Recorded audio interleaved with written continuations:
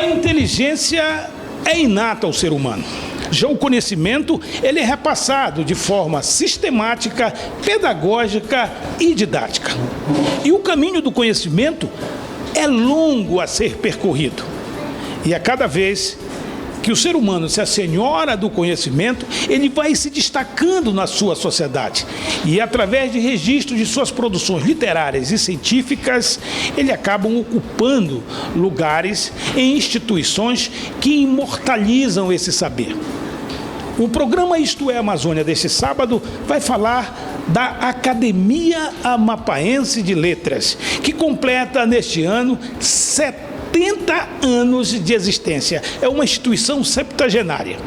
E você vai acompanhar essa história conosco. Não perca o Isto é Amazônia, que está começando. Fica com a gente.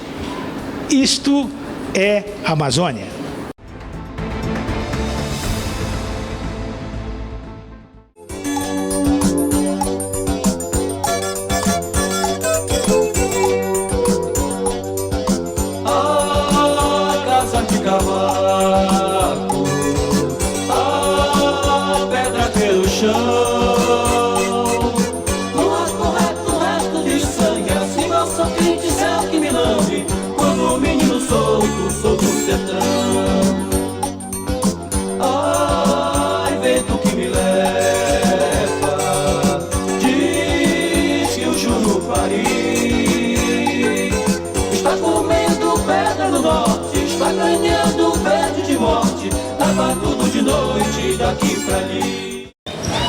Bom, nós estamos aqui com a Manuela Pinheiro e é um caminho do conhecimento, né? E a gente começa a ver essa juventude buscando saber. Manuela, você gosta de ler? Sim, eu gosto, eu acho muito interessante, principalmente porque desenvolve muito o nosso raciocínio. Quais são os livros que você já leu ou que está lendo? Eu já li o Retrato de Dorian Gray, eu já li o Ateneu, eu já li também alguns de Machado de Assis, como Quincas Bordas, A Linha e a Agulha, As Cartas de Leopoldina, Amor e Perdição, de Camilo Castelo Branco e Crônicas de Nárnia. E agora, Roberto, eu estou lendo o livro do presidente José Sarney, Galope à Beira-Mar. Mostra pra gente aí. É muito interessante, fala sobre algumas histórias dele e eu indico muito. Eu estou no início, mas já estou amando esse livro. Você gosta de escrever? Um pouco, eu não escrevo muito, mas eu gosto às vezes. Bom, nós estamos falando dos 70 anos da Academia Amapaense de Letras. O seu pai faz parte, ele é um imortal, é o desembargador Gilberto Pinheiro. Você acha que futuramente você vai ter uma cadeira lá também? Eu não sei, mas se Deus quiser, né, eu vou deixar na vontade de Deus. Tá bem, muito obrigado, Manuela. Obrigada. Uma boa aula para você. Obrigada.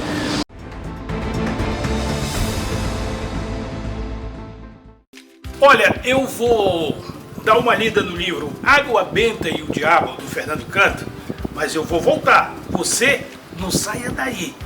Fica conosco. Isto é Amazônia.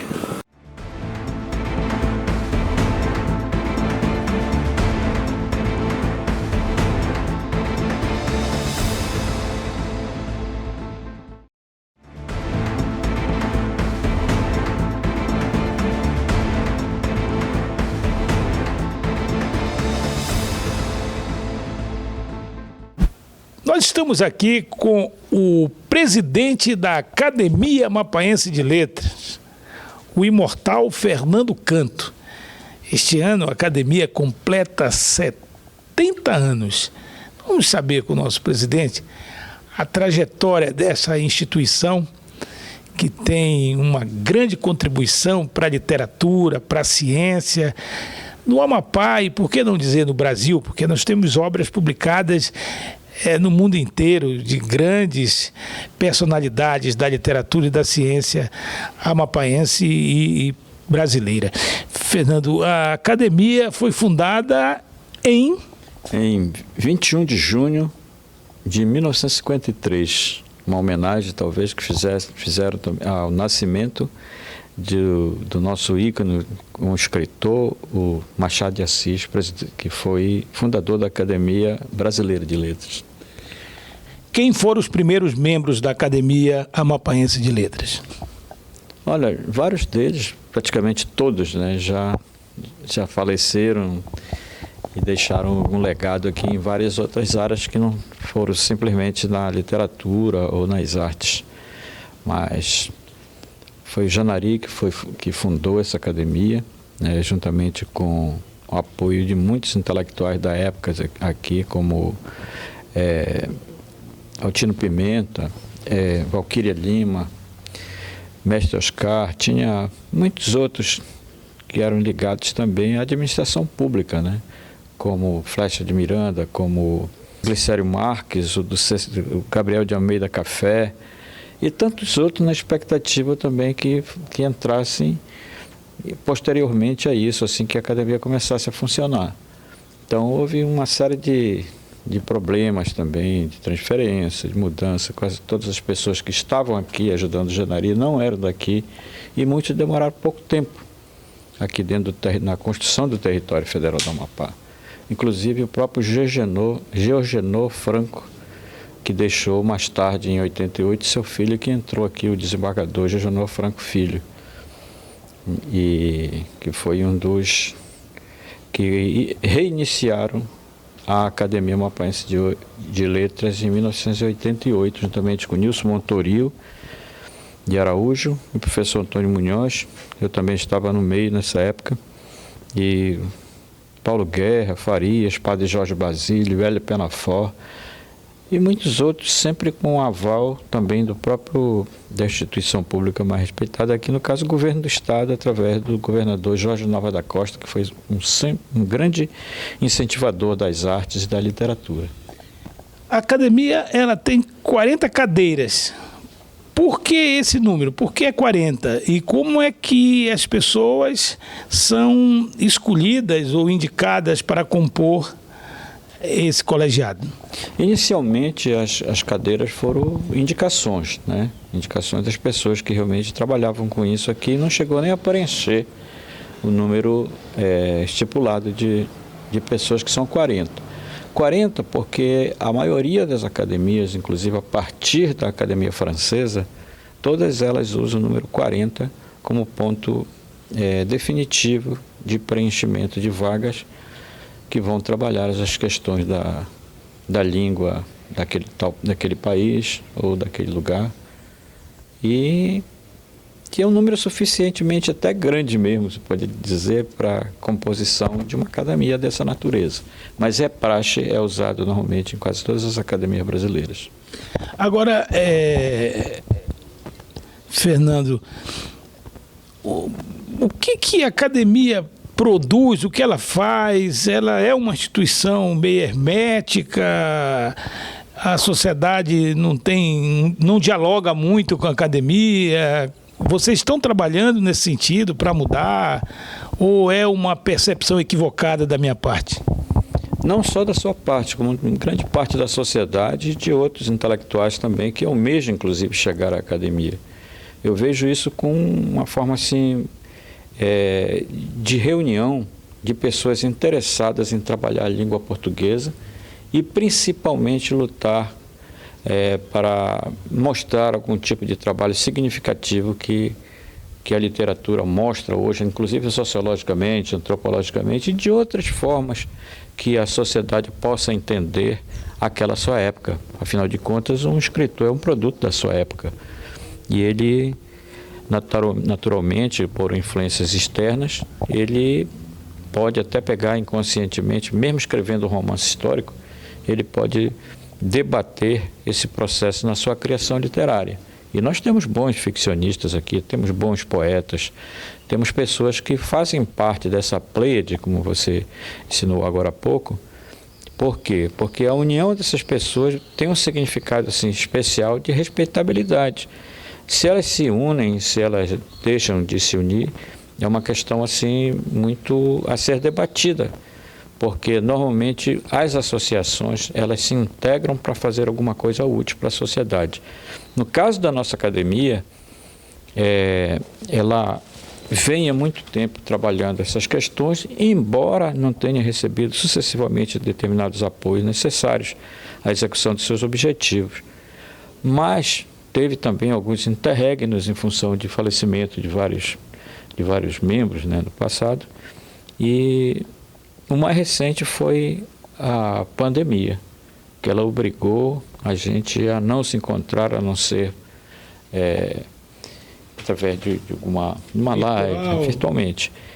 Mas, de qualquer maneira, ela possibilita esse reencontro, mas não dá a condição básica do cara a cara, do estar perto, do debate, da coisa que a gente encontra. Eu comparo assim como se fosse um livro que você publicasse virtualmente e o mesmo livro,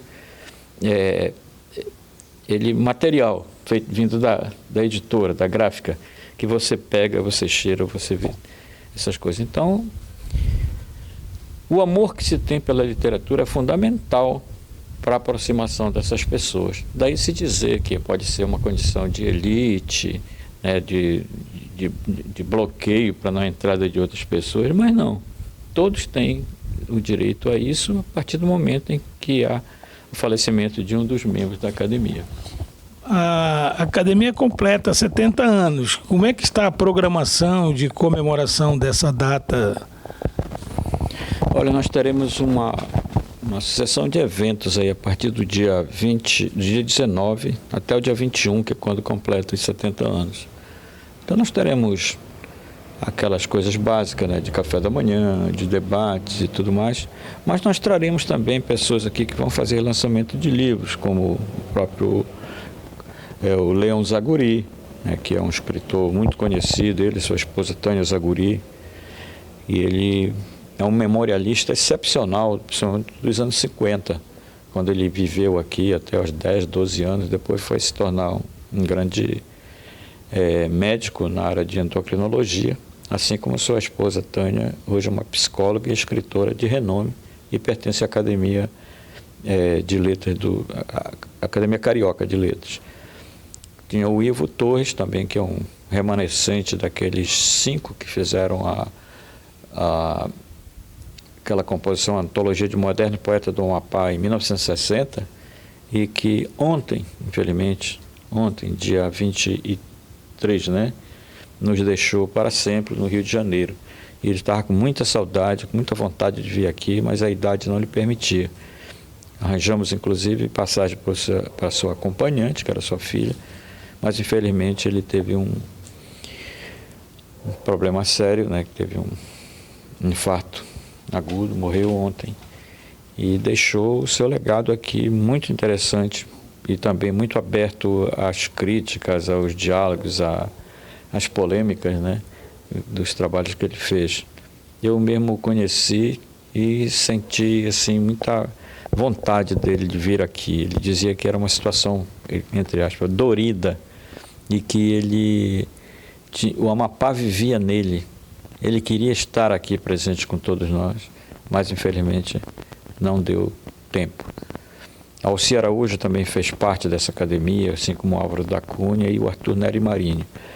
Tanto o Álvaro da Cunha como o Arthur Neri Marinho completarão 100 anos de nascido ainda neste ano de 2023.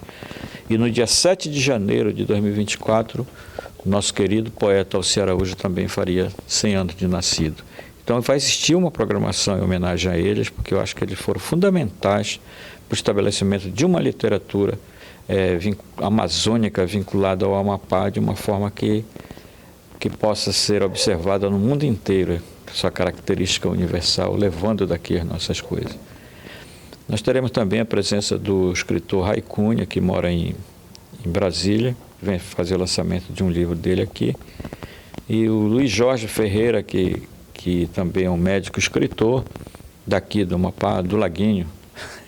Ele mora em São Paulo, é presidente da Sobrames, atualmente é outra pessoa, mas ele até no ano passado estava lá, E estava tudo certo de ele vir, até que ele foi acometido de um problema no ouvido e teve que fazer uma cirurgia e ficou impossibilitado de viajar de avião a tempo de chegar aqui, claro.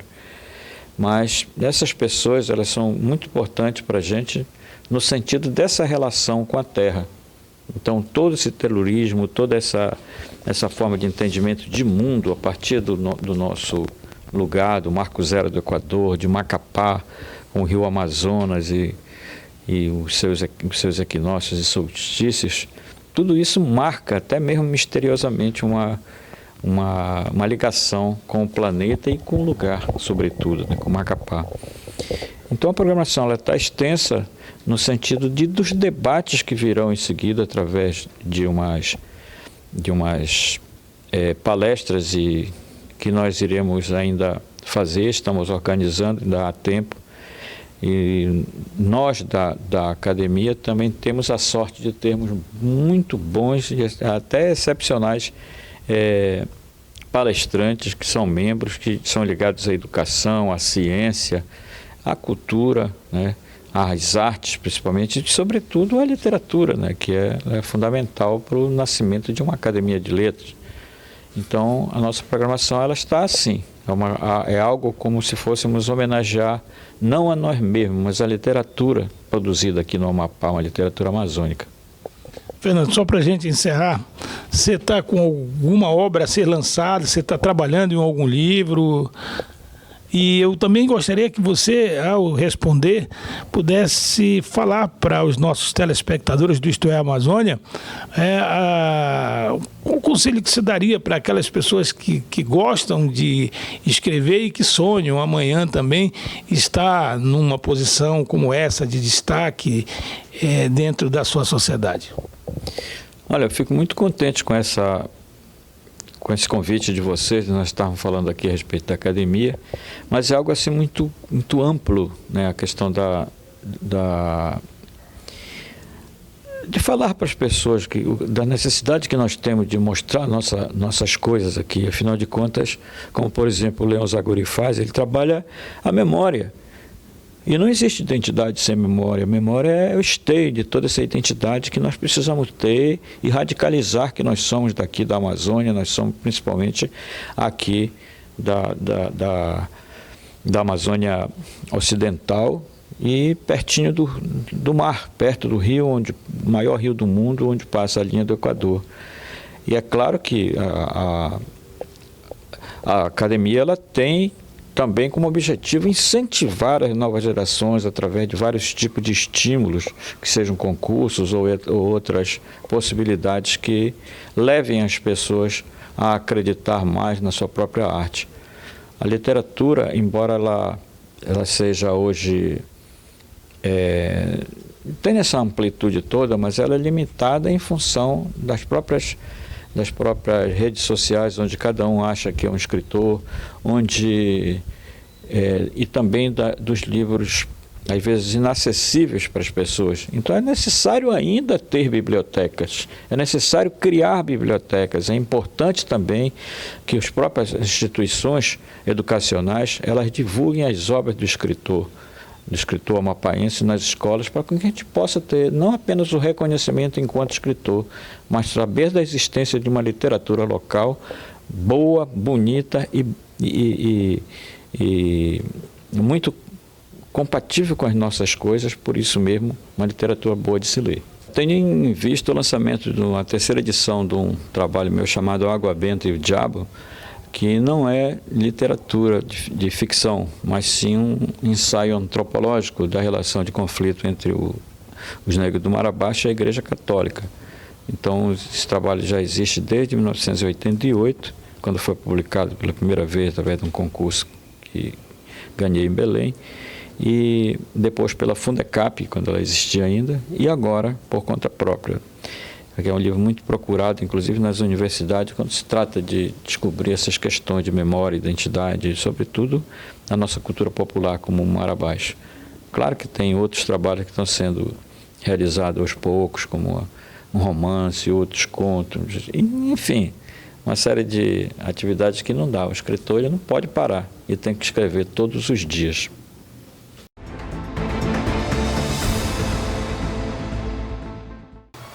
Meu esmerado rio Matapi, estreito como Tipiti, comprido como os sonhos meus e possivelmente mais longo que os sonhos teus. Olha, eu vou voltar daqui a pouquinho com muito mais para você, muito mais poesia, muito mais história de literatura, porque nós estamos falando da Academia Amapaense de Letras. Não sai daí, fica conosco, porque a gente volta já. Isto é a Amazônia.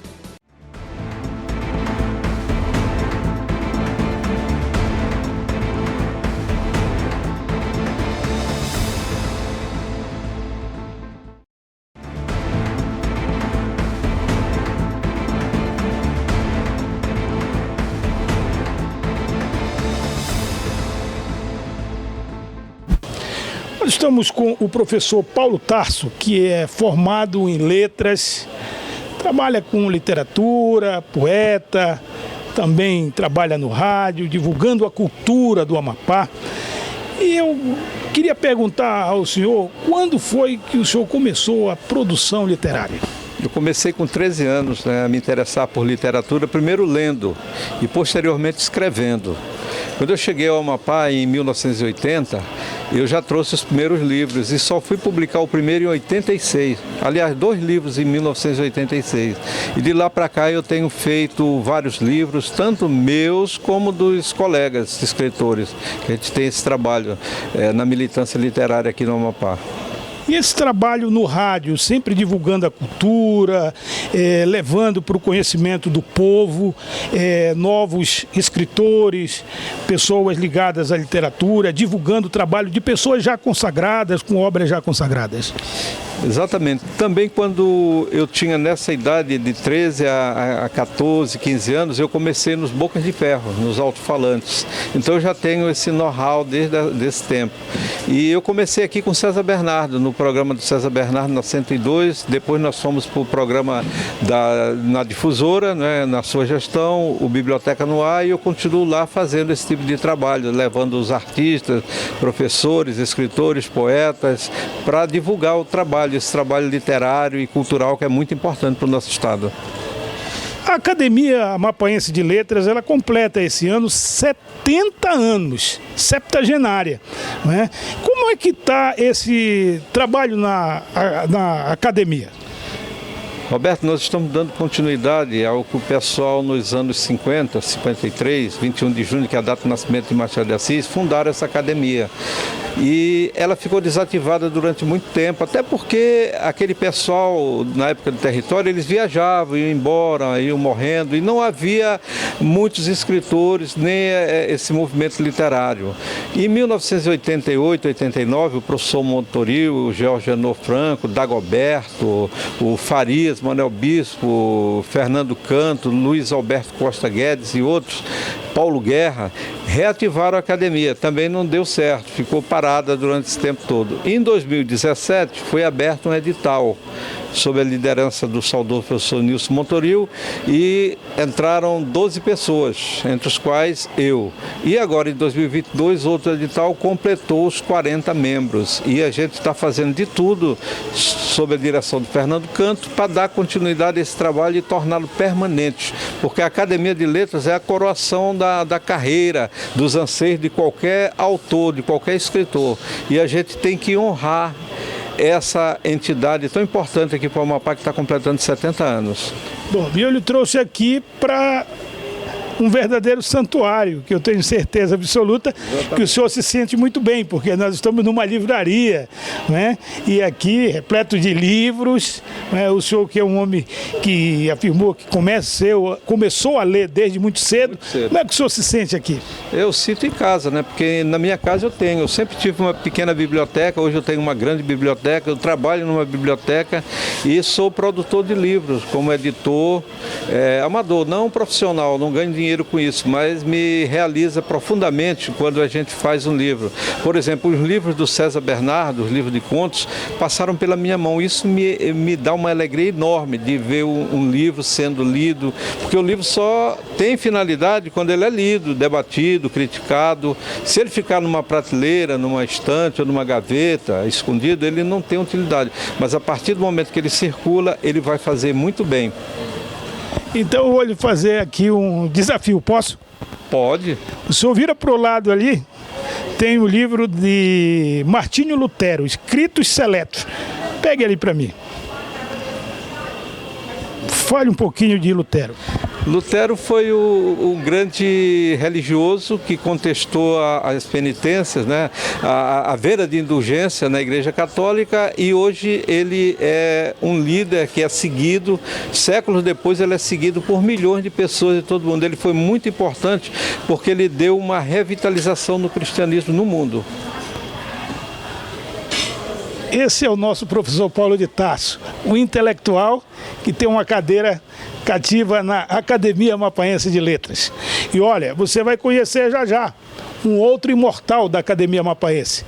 É o nosso poeta Pastana. Vamos falar com ele, para ele também falar da sua participação na literatura amapaense, né, na sua produção literária e na condução da biblioteca e da sua participação na academia, que, como bem disse o nosso querido professor Paulo Tarso, vários lapsos da fundação, por falta de membros, parou as atividades, voltou, parou, voltou, e agora parece que com a academia completa, são 40 cadeiras, e a do professor Nilson Montoril de Araújo, que faleceu neste ano, está vaga, mas só vai ser preenchida, segundo o nosso querido Paulo Tarso, no ano que vem, não é isso, Paulo? Exatamente, nós vamos escolher uma pessoa para ser o sucessor da cadeira que foi criada pelo pai do Nilson Montoril, que foi ocupada por ele.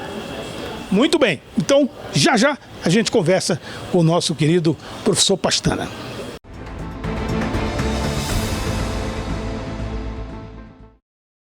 O Isto é Amazônia está de volta, conversando com esses intelectuais, imortais, pessoas das letras, da produção literária. Tem muitos membros da academia também que têm uma produção na área da ciência, né? Trabalhos publicados. Mas agora nós vamos conversar com um grande poeta amapaense, com o nosso querido imortal José Pastana. E ele, que também faz parte da Academia Amapaense de Letras e dirige a biblioteca.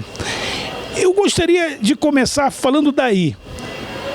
O amapaense não é muito afeito à leitura, aliás, o brasileiro. Quantas bibliotecas nós temos no Amapá? Nós temos a Biblioteca do Estado do Amapá, que é a Elci Lacerda, e deveríamos ter 16 bibliotecas municipais, mas temos somente 5 bibliotecas ativas. Então, desse universo de 16, a gente percebe essa dificuldade que o amapaense tem de ter um acervo para que ele possa desfrutar de grandes leituras, de grandes escritores na sua biblioteca. Então, apesar de ter essa dificuldade de ter acesso aos livros, e as bibliotecas estão aí para facilitar o acesso, não só as bibliotecas, mas temos um universo de ferramentas, principalmente essas ferramentas tecnológicas como as redes sociais, Facebook, o WhatsApp, Instagram e assim por diante. E também nós temos as linguagens visuais, né?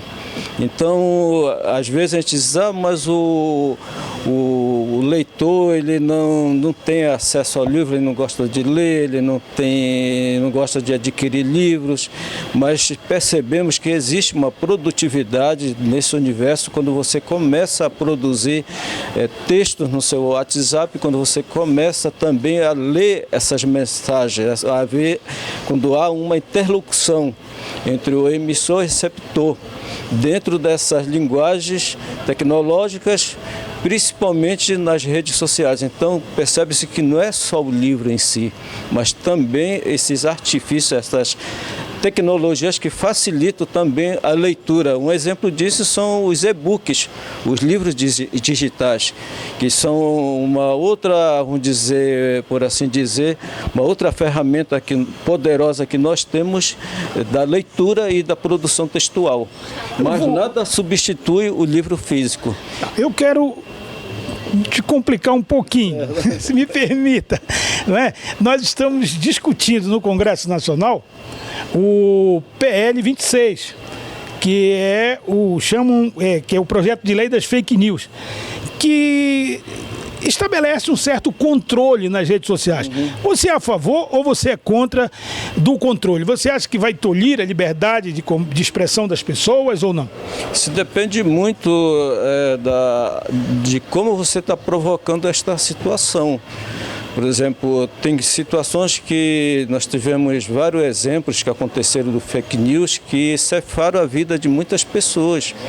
E tem outras situações que você pode levar para o lado jurídico de defender, mas quando você fala da censura é um caso a se preocupar, a se estudar, porque nós viemos de uma ditadura e sabemos que muitos têm esse ranço que eu digo assim, medo de retornar a essa época, não? Essa época que eu digo de tornar vivo uma ditadura por meio da censura. Mas você não acha que quem está propondo são aqueles que se disseram vítimas da censura? Mas é uma situação que envolve todo mundo, né? Para mudar de assunto, vamos voltar para a literatura, porque senão o negócio vai enrolar. O meu querido poeta Pastana, quando foi que você começou a tua produção literária? Roberto Gato, eu nasci no Igarapé do Paxicu, no distrito de Fazendinha, e a primeira dificuldade, você sabe que quando você mora num local distante e às margens do Igarapé, né, de um rio, e você tem toda essa dificuldade da questão principalmente de energia. E então a minha dificuldade é oriunda de uma família humilde, onde o nosso transporte era a canoa, mais propriamente o casco. Você remava do local que eu morava até a praia de Fazendinha, de lá caminhava, acredito que mais uns 200 metros lá para a Escola José do Patrocínio. Então, já o primeiro contato que eu tive com o livro, como falei que eu sou de uma família humilde, foi com o livro didático. E o livro didático abriu esse mundo para mim da leitura e da produção textual, principalmente as escritas do gênero, né, do poema. E a partir daí nós nos mudamos para a capital, minha família, por uma questão de saúde do meu irmão. Depois já comecei a trabalhar no Senac. Do Senac foi produzido o meu primeiro livro em 89, que foi Oscilações, e isso por intermédio do professor João Bosco Rosa Ferreira, que me incentivou bastante para que eu produzisse, escrevesse, publicasse o meu livro, e foi lançado nos 15 anos do Senac. E foi um trabalho que foi divulgado em nível nacional. A partir daí vieram outras publicações e recebi o convite do Rui Lobato, nosso saudoso escritor, compositor, músico Rui Lobato, para ingressar na Associação Amapaense de Escritores APES. E a partir daí a minha vida foi tangenciar por todos os segmentos da cultura amapaense, com atividades, com produções, e hoje faço parte de uma federação acadêmica do Brasil, que é a FEBACLA, e ela existe em todos os estados federativos e em alguns países. E depois fui selecionado para participar da Academia Amapaense de Letras, cujo o fundador é o Antônio Munhoz, nosso querido professor Antônio Munhoz, e dessa maneira nós fomos produzindo, trabalhando, e hoje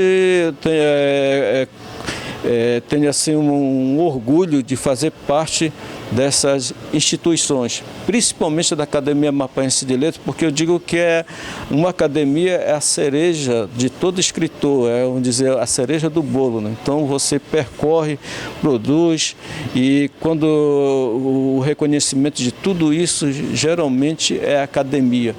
se imortalizar, né? É, se imortalizar, é o reconhecimento do seu trabalho. Então, para mim foi um imenso orgulho, uma felicidade de quando eu recebi a notícia de estar entre essas 40 pessoas fazendo parte do colegiado da Academia Amapense de Letras. Tá certo, eu agradeço ao nosso querido poeta José Pastana, né, que contou a história dele um pouquinho aqui, a sua participação na academia. Nós vamos para o intervalo, mas você vai continuar a conhecer a história dessa instituição, uma da instituição antiga, septuagenária no Amapá. Esse ano, a Academia Amapaense de Letras completa 70 anos.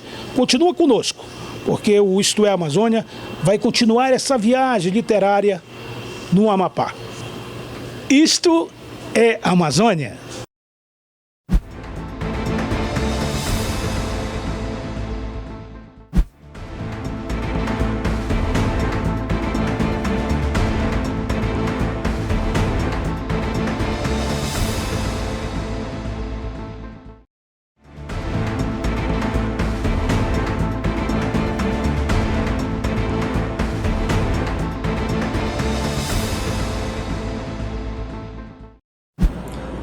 Amigos do Amapá, é uma alegria muito grande estar fazendo esta ligeira explanação a todos acerca da Academia Amapaense de Letras. Eu tenho um vínculo muito estreito com o Amapá. Em 1985 eu fui promovido para presidir a então única junta de conciliação e julgamento do Amapá, de Macapá, que funcionava na Rua Duque de Caxias. Hoje é um fórum com várias varas do trabalho, muito mais movimento do que naquela época, que já vai distante. Quando eu cheguei no Amapá, eu reencontrei algumas pessoas muito queridas e que eu não via há muitos anos. Uma delas foi um grande amigo do papai, que também poeta como o papai, chamado Alci Araújo, poeta do Cacho. O Alci foi um dos organizadores da primeira Academia de Letras no Amapá, junto com o papai.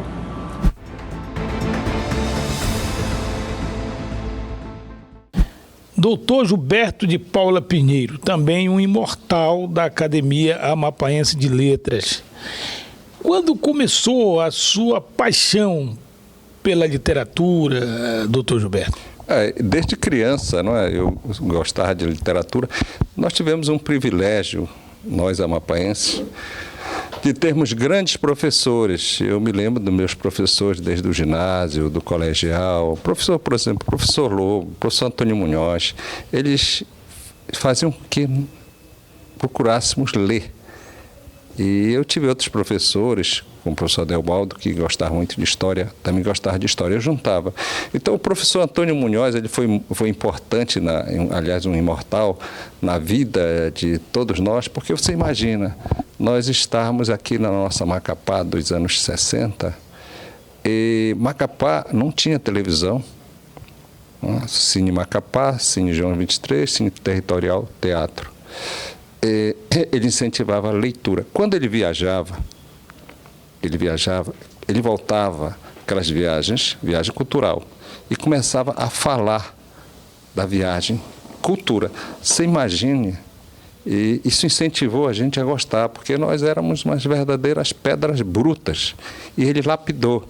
Eu lembro quando eu estive na Capela Sistina, em Roma, a primeira pessoa que eu lembrei, do professor.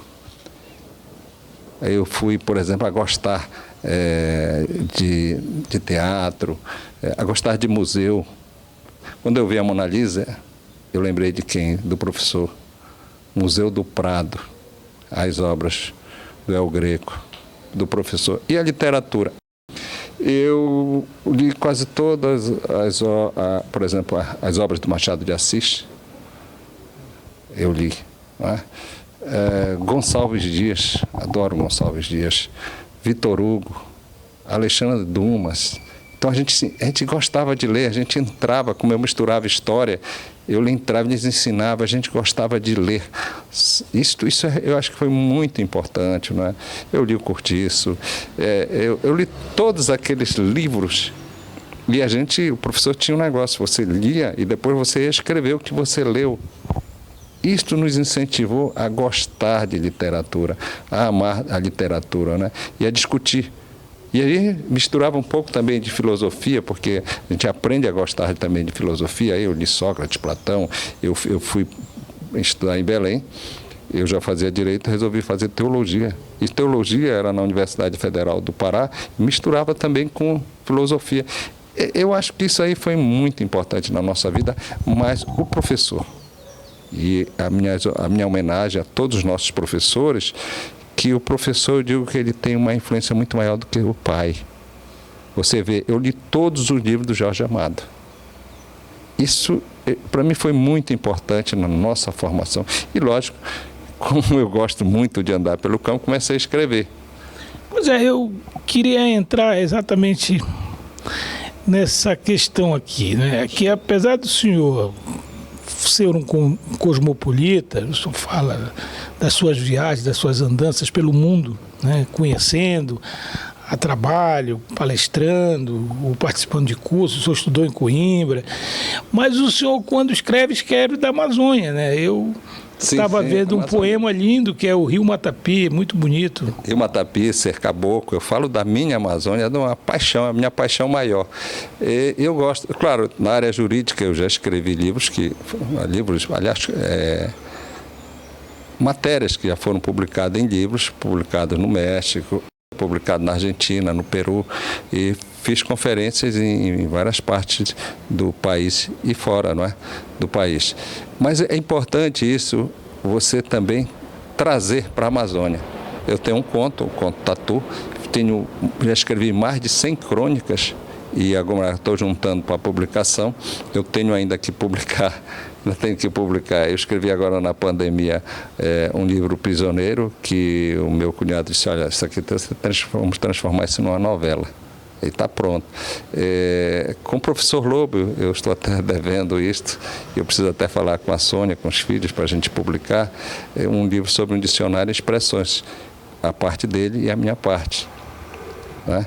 E tenho o meu romance também, Caboclo, que eu preciso também publicar. Além disso. E estou também escrevendo um outro livro ainda que eu parei, então, O Imperador da Amazônia. É bom a gente escrever. Eu estou nessa dívida, que além disso aí também por falar da nossa história. O nosso programa História Amazônia, você sabe disso, nós começamos a falar de quê? Da história. Porque muita gente diz que o Amapá não tem história. Mas nós mostramos. Nós falamos da Fortaleza de São José de Macapá, falamos do Feliciano Coelho, né? Falamos do nosso grande herói Ares Chinchorro, né? Mateus Valente do Couto. Nosso primeiro amapaense ilustre, né? Amapaense ilustre. São coisas que a gente tem a obrigação de fazer e de escrever. Então nós escrevemos para o futuro, para que você leia e para que você goste. E nada melhor do que ser um caboclo da favela, né? Nós somos da favela, né? Nós somos da favela, né? Mas olha só, eu conversei com o Fernando Canto, que é essa figura extraordinária também, que a gente adora. O Fernando, ele serpenteia, né, por várias matizes da literatura, inclusive na composição, né? Eu estava lendo que esse verso, que é muito lindo, né? O meu endereço, né? É no Amazonas, com o Marco Zero, na esquina mais famosa do mundo, é dele com o Zé Miguel. Mas eu acho que também dentro de casa, porque hoje eu entrevistei uma moça chamada Manuela Pinheiro. E ela é uma menina extraordinária, e abriu a mochila dela, estava cheia de livro, e ela está lendo um livro do presidente Sarney, né? Ela falou que já leu as cartas da Leopoldina, citou vários autores e obras que ela está lendo. Eu acho, por isso que eu perguntei para o Fernando, não é logo no comecinho que a pessoa começa a pegar gosto pela leitura? Com certeza. Um grande problema, por exemplo, para os pais, eu falo isso. Nosso programa de rádio, você já viu que eu já falei muitas vezes, e quando eu falo de educação, o pai compra um presente de 8, 10 mil reais, dá um celular, mas não dá um livro que custa, às vezes, 10 reais. Então, você tem que começar por aqui, por baixo. E quando um garoto vai falar com o outro, o que é que ele vai falar? A minha filha gosta de ler, e eu incentivo. Como eu, Fernando e tantos outros, nós tivemos o privilégio de termos grandes professores, o Fernando sabe disso, que nos incentivaram a boa leitura, e cobravam da gente, não é? Por exemplo, essa de Queiroz, eu lembro quando o professor Antônio Munhoz disse, olha, essa é um homem, Antônio Essa de Queiroz.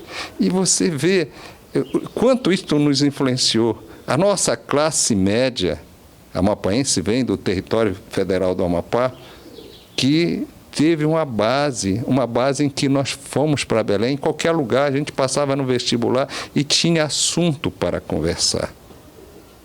A cultura francesa, não é? Lembrando que por aqui, pelo Amapá, também passaram grandes nomes. Não é? Nomes que hoje, por exemplo, estão no Pará, professores, por exemplo, Apio Campos, estava falando do Apio Campos. Apio Campos foi meu professor também em Belém, não é?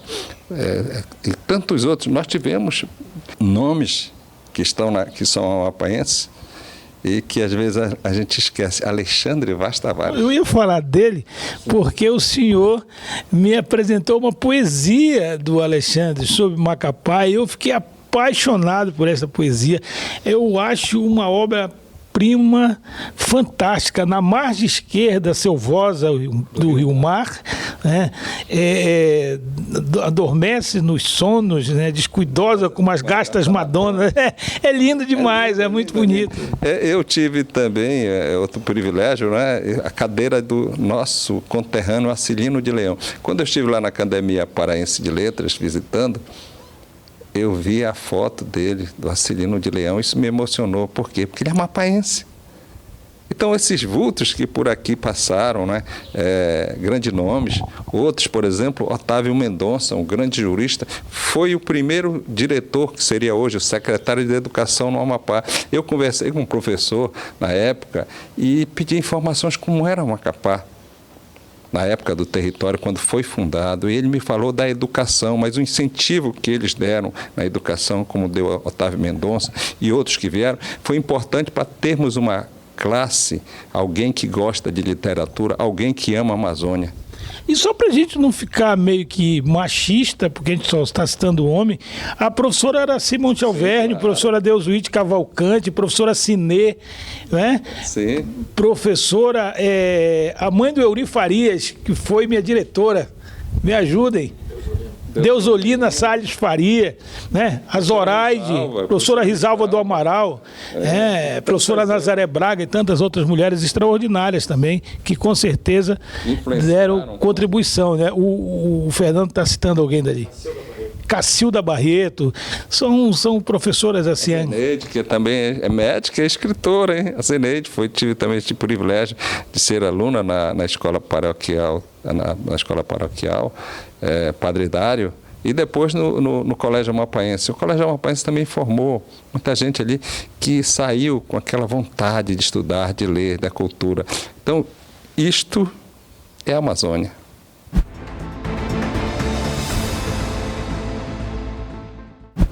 Olha só que privilégio para mim e para você, que é o objetivo maior do nosso trabalho.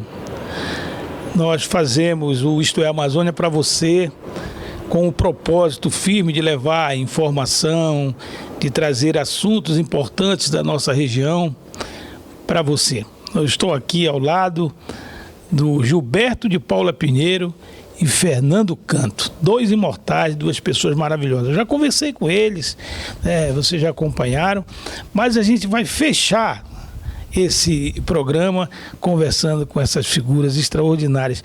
E eu vou agora, explorá-los, porque eu vou pedir para o Fernando Canto fazer uma pergunta para o desembargador Gilberto, e o desembargador Gilberto uma pergunta para o Fernando Canto. Né? A gente começa por onde? Por ele, né? Que é o Por ele? É o presidente. Precedência, né? Então, eu gostaria de perguntar ao nosso confrade Gilberto, desembargador Gilberto, como é que ele concilia a sua literatura com a ecologia? Se ele faz essas observações científicas sistemáticas para depois passar para a literatura, ou se isso já é uma coisa atávica, que faz parte realmente da sua vida? Faz parte da minha vida. Foi uma boa pergunta. Primeiro, quando eu era criança, meu pai sempre nos levava para o interior, né? E desde criança. Então, quando ainda jovem, aos 13 anos, eu já pegava uma bicicleta e ia para Campina Grande de bicicleta, na época que não tinha asfalto. Depois ia lá para 40 de bicicleta também.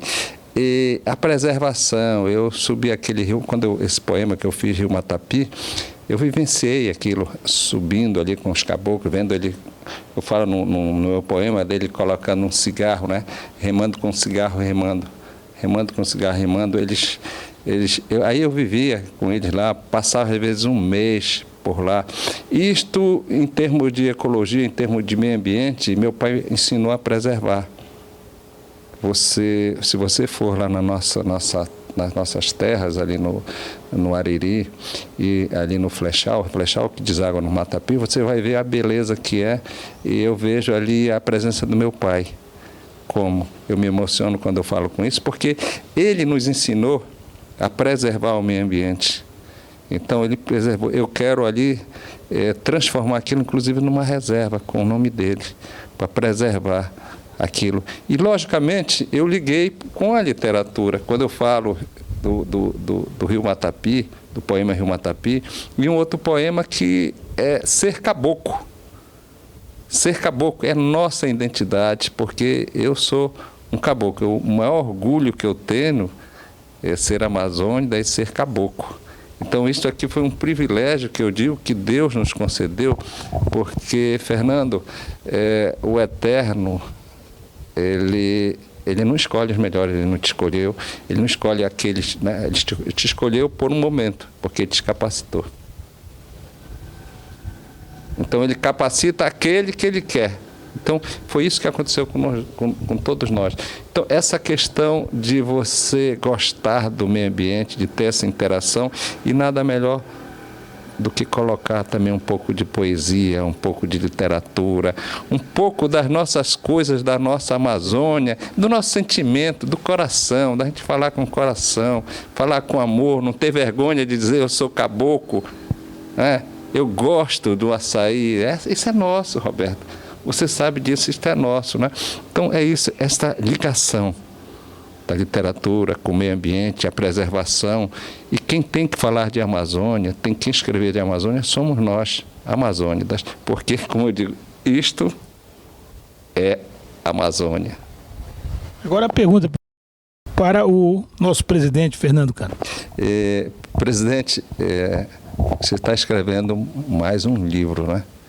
Eu queria que você falasse um pouco desse seu futuro livro que você está escrevendo, até para o nosso programa, para o Estilo Amazônia. E qual o livro, já fiz 2 perguntas, né? Que mais bate no teu coração, dos teus? Antes do Fernando responder, eu quero emendar uma perguntinha para ele, para dizer que na Academia Amapaiense de Letras tem mulheres imortais? Sim, 5 mulheres, grandes poetas e trabalhadoras digamos, da criação literária, da intelectual. Consegue nominá-las? Claro. Alcinéia Cavalcante, Piedade Videira, Ângela Nunes, Jô Araújo e Raquel Braga.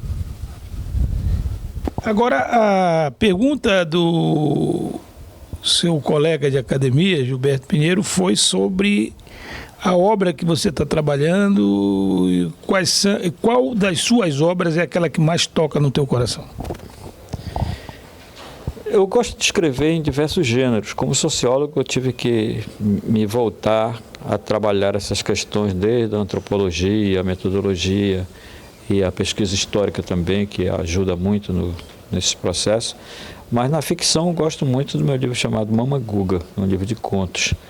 E eu estou escrevendo agora um romance, né, me aventurando disso há alguns anos, que também foi... eu venho trabalhando, mas não sistematicamente, que se trata, é um livro onde o realismo mágico ele se adequa perfeitamente a isso, porque se trata de um processo em que há um surto de pessoas vindas de fora aqui que transformam praticamente todo mundo em pessoas que ficam envidraçadas. E isso é em função de um líquido descoberto aí com mineral aqui da Amazônia, principalmente aqui do Amapá. E chama-se inicialmente, provisoriamente, cabeças de vidro. Mas está aliado também a um processo extensivo a uma pesquisa voltada para a questão do engasgo-engasga que ocorreu em 1973 aqui no Amapá. Olha, dito tudo isso aqui para você, só não resta dizer 1, 2, 3. Isto é a Amazônia. Meu endereço é bem fácil, é ali no meio do mundo, onde está meu coração, meus livros, meu violão, meu alimento fecundo.